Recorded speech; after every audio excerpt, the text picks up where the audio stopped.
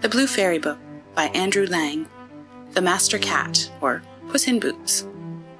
There was a miller who left no more estate to the 3 sons he had than his mill, his ass, and his cat. The partition was soon made. Neither scrivener nor attorney was sent for. They would soon have eaten up all the poor patrimony. The eldest had the mill, the second the ass, and the youngest nothing but the cat. The poor young fellow was quite comfortless at having so poor a lot. "My brothers," said he, "may get their living handsomely enough by joining their stocks together, but for my part, when I have eaten up my cat, and made me a muff of his skin, I must die of hunger." The cat, who heard all this, but made as if he did not, said to him with a grave and serious air, "Do not thus afflict yourself, my good master. You have nothing else to do but to give me a bag, and get a pair of boots made for me, that I may scamper through the dirt and brambles, and you shall see that you have not so bad a portion in me as you imagine." The cat's master did not build very much upon what he said. He had often seen him play a great many cunning tricks to catch rats and mice, as when he used to hang by the heels, or hide himself in the meal, and make as if he were dead, so that he did not altogether despair of his affording him some help in his miserable condition. When the cat had what he asked for, he booted himself very gallantly, and putting his bag about his neck, he held the strings of it in his 2 forepaws, and went into a warren where there was a great abundance of rabbits. He put bran and sow-thistle into his bag, and stretching out at length as if he had been dead, he waited for some young rabbits, not yet acquainted with the deceits of the world, to come and rummage his bag for what he had put into it. Scarce was he lain down but he had what he wanted. A rash and foolish young rabbit jumped into his bag, and Monsieur Puss, immediately drawing close the strings, took and killed him without pity. Proud of his prey, he went with it to the palace, and asked to speak with his majesty. He was shown upstairs into the king's apartment, and making a low reverence, said to him, "I have brought you, sir, a rabbit of the warren, which my noble lord the Marquis of Carabas," for that was the title which Puss was pleased to give to his master, "has commanded me to present to your majesty from him." "Tell thy master," said the king, "that I thank him, and that he does me a great deal of pleasure."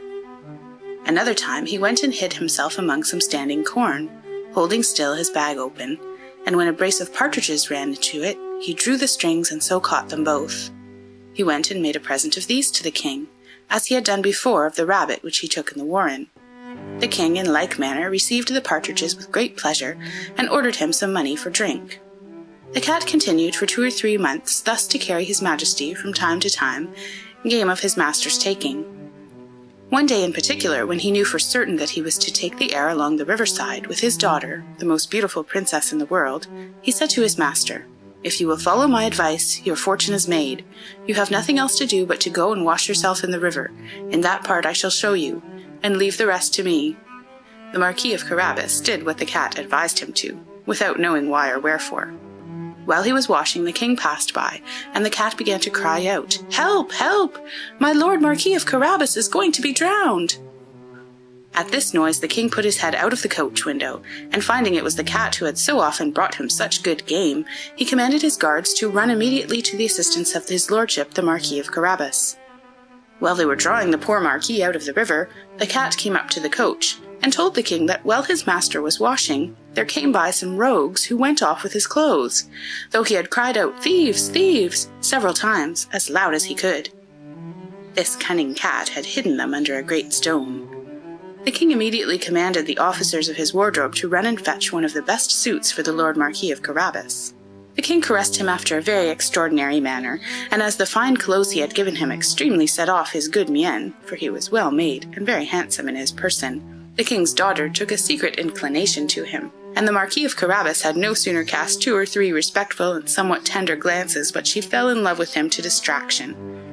The king would needs have him come into the coach and take part of the airing.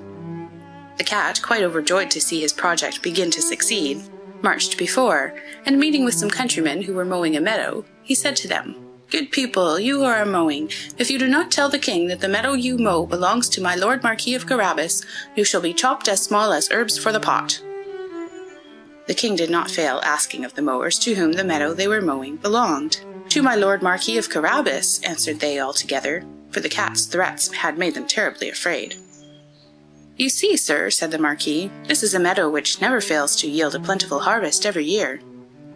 The Master Cat, who still went on before, met with some reapers, and said to them, "Good people, you who are reaping, if you do not tell the king that all this corn belongs to the Marquis of Carabas, you shall be chopped as small as herbs for the pot."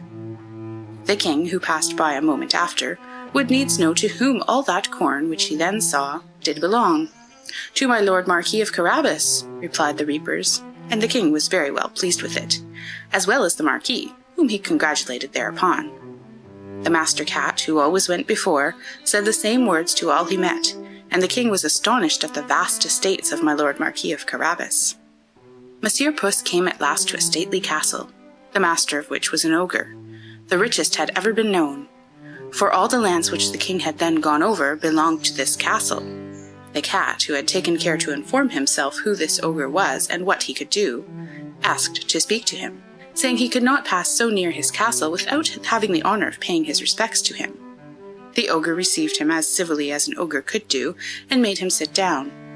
"I have been assured," said the cat, "that you have the gift of being able to change yourself into all sorts of creatures you have a mind to. You can, for example, transform yourself into a lion, or elephant, and the like." "That is true," answered the ogre very briskly, "and to convince you, you shall now see me become a lion." Puss was so sadly terrified at the sight of a lion so near him that he immediately got into the gutter, not without abundance of trouble and danger, because of his boots, which were no use at all to him in walking upon the tiles. A little while after, when Puss saw that the ogre had resumed his natural form, he came down, and owned he had been very much frightened.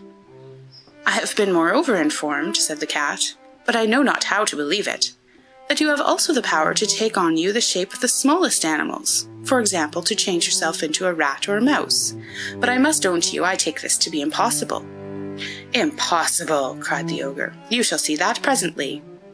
And at the same time he changed himself into a mouse, and began to run about the floor. Puss no sooner received this but he fell upon him and ate him up. Meanwhile the king, who saw as he passed this fine castle of the ogres, had a mind to go into it. Puss, who heard the noise of his Majesty's coach running over the drawbridge, ran out and said to the king, "Your Majesty is welcome to this castle of my lord Marquis of Carabas." "What, my lord Marquis?" cried the king, "and does this castle also belong to you? There can be nothing finer than this court and all the stately buildings which surround it. Let us go into it, if you please."